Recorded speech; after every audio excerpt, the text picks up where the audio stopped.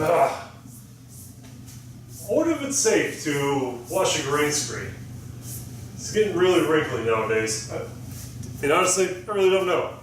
Hey there everybody, this is Internet Comic Book Reviewer here because this is what I've been doing lately for the last couple of months. Back at it again with another movie review vlog, and this time around we're going to be taking a look at Ant-Man in preparation for the new sequel coming out. Ant-Man was one of the most least interesting superheroes out of the whole group, mostly because I always saw him as more of just your regular guy who just shrinks and punches people and that's about it. There's a lot of convoluted stories when it comes down to the character itself, whether it be Hank Pym or Scott Lang or somebody else. And if I recall correctly, I think there's like another character who's like an illegitimate child of Scott Lang or something like that. I really don't know. I never really saw the point in the character or the character's franchise to begin with. But like I said before, the new movie's coming out soon, so I might as well take a look at the first one, and boy howdy is it as dull as I remember it. So the plot of this movie revolves around Scott Lang, played by Paul Rudd,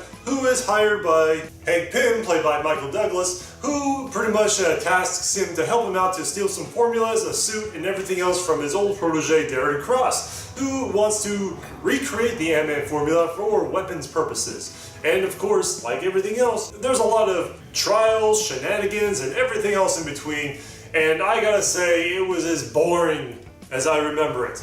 I mean, throughout the entire first hour of the movie, we got plot, exposition, training montage, and pretty much everything else, but no real superhero actions in between. There was like a brief fight with Ant-Man fighting the Falcon, and of course that really good scene near the end with Ant-Man fighting Yellow Jacket, but other than that, there was not a whole lot of exciting stuff going on. There were, of course, some really nice, interesting retrospectives when it came down to the world of the shrinking aspects. Scott Lang is pretty much shrunken down to Ant-Man size. He sees everything in a whole new perspective, uses the environment around him for tactics and fighting battles, and also other types of environments, which I found pretty interesting. And I would have to say it is not the only interesting thing throughout this entire movie, because everything else in the movie was quite dull. Well, except for Michael Douglas and the other Evangeline Lilly, who were okay for the most part, mostly playing as sidekick and mentor. However, the side characters, mostly from Scott Lang's friends, were either pretty dull or really annoying, especially Michael Pena. I mean, the guy can be funny in certain aspects and elements when it comes to certain movies, and comedy movies, but he pretty much pushed him way too much in this one.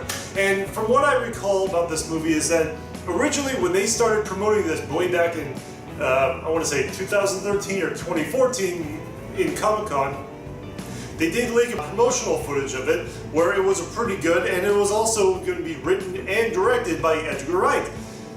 However, due to certain circumstances, Edgar Wright decided to jump and leave and get partial story rights for it, and that's pretty much it. Everything else was directed by Peyton Reed and also co-written by Adam McKay. And if you've ever seen their movies, they do a lot of comedy movies that mostly star like Will Ferrell and stuff like that, which for some reason I just didn't feel like it quite connected in this one, because there was an overwhelming amount of comedy which a little bit of it sticks while a lot of it didn't, and it was kind of annoying and very frustrating, especially for Michael Pena. Apart from the annoying side characters, there was a lot of ham-fisted product placement in here, from Baskin-Robbins to PBS and everything else, which I felt was very forced upon, and I just really didn't like that. And the only thing I had to look forward to was pretty much near the end credits, where they had to hint at Captain America's Civil War, and that was pretty much it. And speaking of all the insufferable side characters, I also have to say this main villain, Darren Cross, played by Corey Stoll, is without a doubt one of the most frustrating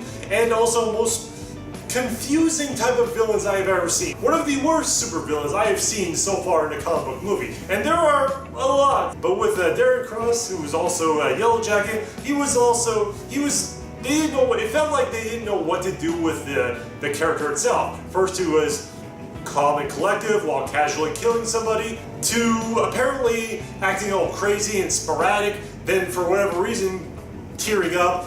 Oh, and also he's also wearing a nice suit most of the time, and he's bald. So you know, you gotta fit that criteria as well. I don't know. I didn't like the guy at all, and of course he wasn't, and he's not exactly memorable for the most part. There wasn't a whole lot of things that were interesting or exciting, but it's a nice filler when it comes down to having kids around if they want to watch something and with a little bit of light cursing. But other than that, to the diehard comic book fans, it's not really that good. And with that said, I'll have to give this movie, well, 1.5 out of 5 stars. Of course, I would have to say that this movie may be bad, but it's of course not one of the worst comic book movies of all time. Hell, it barely surpasses within the top 10 if you ask, the bottom top 10 if you ask me. And as it stands right now, I would have to say Ant-Man is a tier lower than Amazing Spider-Man 2.